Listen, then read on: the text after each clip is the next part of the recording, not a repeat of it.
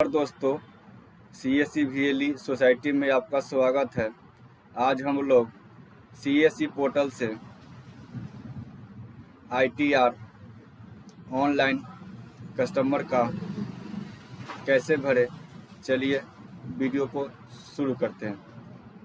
सबसे पहले Google open करना है और CSE लॉगिन टाइप करना है। चलिए CSE लॉगिन को टाइप लॉगिन करता हूँ।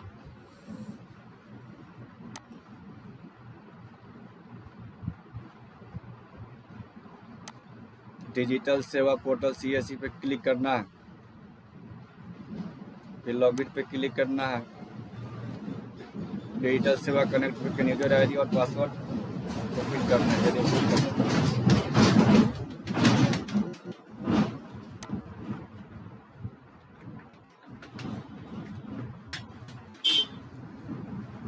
फिर कैप्चा को फिलिंग करना है।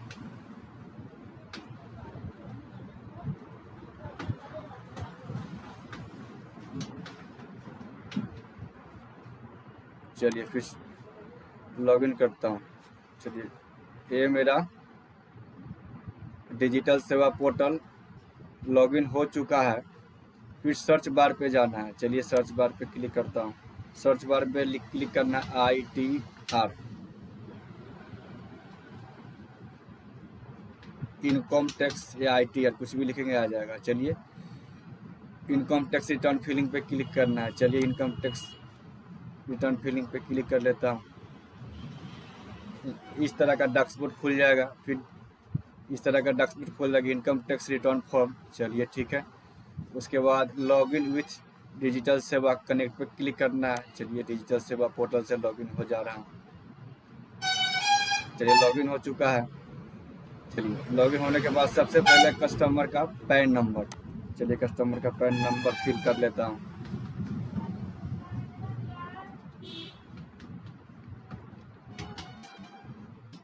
फिर कस्टमर का आधार नंबर, चलिए कस्टमर का आधार नंबर फिल कर लेता हूँ।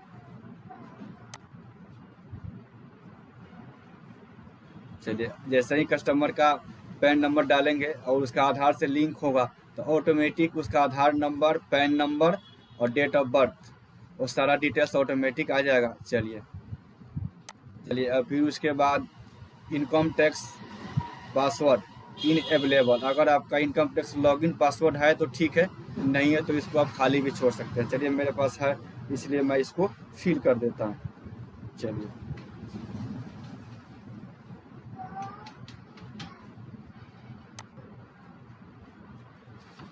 फिर यहाँ पे यूजर टाइप्स में VLE। अगर आप CSE VLE है तो VLE पे क्लिक करेंगे। अगर किसी कस्टमर का है तो आप कस्टमर का तो यूजर सिटीजन में क्लिक करेंगे। चलिए मैं एक CSE VLE हूँ तो मैं CSE VLE पे क्लिक करता हूँ। चलिए ठीक है, ये पूरी तरह सब कुछ हो चुका है, आ चुका है। ठीक है,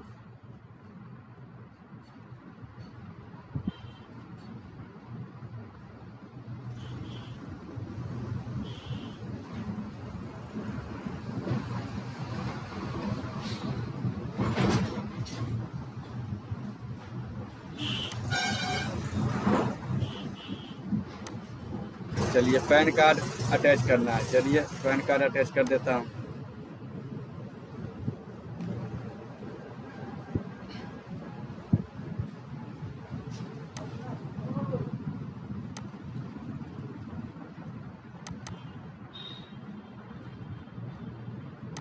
चलिए पैन कार्ड अटैच कर दिया।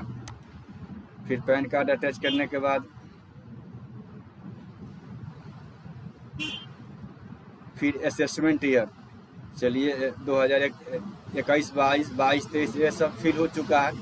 आप चाहे तो फिल कर सकते हैं। चलिए मेरा 23-24 इस साल का करना है तो मैं 23-24 पे क्लिक करता हूँ। चलिए 2023-24 पे क्लिक कर लेता हूँ। ये ऑलरेडी क्लिक है। चलिए एक बार और मिला लेता हूँ, देखता हूँ पैन नंबर सही है कि नहीं। चलिए बिल्कुल सही है। चलिए ऑटोमेटिक आ जाता है। अगर आपका आधार कार्ड पैन का लिंक हो तो ये सारा डेटा ऑटोमेटिक आ जाएगा। उसके बाद जैसे आगे बढ़ेंगे, चलिए अगर बैंक अकाउंट भी लिंक है तो ऑटोमेटिक आ जाएगा। चलिए ठीक है, बिल्कुल ठीक है।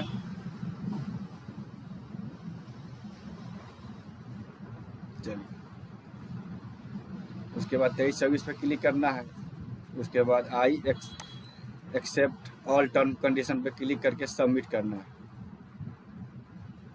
जैसे ही सबमिट पे क्लिक करेंगे तो ओनली फॉर 329 रुपया 22 पैसा इज पेबल 40% VLE कमीशन। इसमें 40% अगर आप किसी कस्टमर को ITR CSC पोर्टल के माध्यम से फिल करते हैं तो VLE को 40% कमीशन मिलेगा। चलिए मैं सबमिट करके देखता हूँ मेरे डिजिटल सेवा पोर्टल से कितना पैसा डेबिट होता है। चलिए ठीक है, देखिए 531 रुपया का सेल अमाउंट हुआ, वॉलेट अमाउंट 329 रुपया, 329 रुपया 22 पैसा ही मुझे लगा। चलिए मैं डिजिटल सेवा का पासवर्ड अपना फिट करके पेमेंट करता हूँ।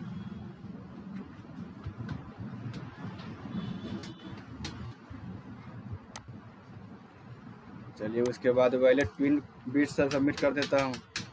वॉलेट पिन डालने के बाद पे नाउ पे क्लिक कर देता हूँ। चलिए बिल्कुल तरह पेमेंट हो चुका है, पेमेंट सक्सेसफुली। फिर उसके बाद व्हाट डू यू टेक्स्ट, फिर उसके बाद नेक्स्ट सेंड टू OTP पर क्लिक करना है। चलिए ठीक है, फिर 60S directive form ITD website पर क्लिक करना है। चलिए इस पर क्लिक कर लेता हूँ। फिर एक 6 डिजिट का OTP गया होगा जो आधार से आपका मोबाइल नंबर लिंक है।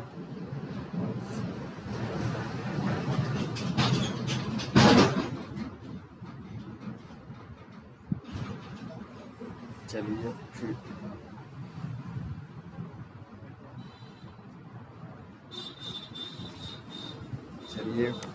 कोई प्रोसीड पे क्लिक करना है।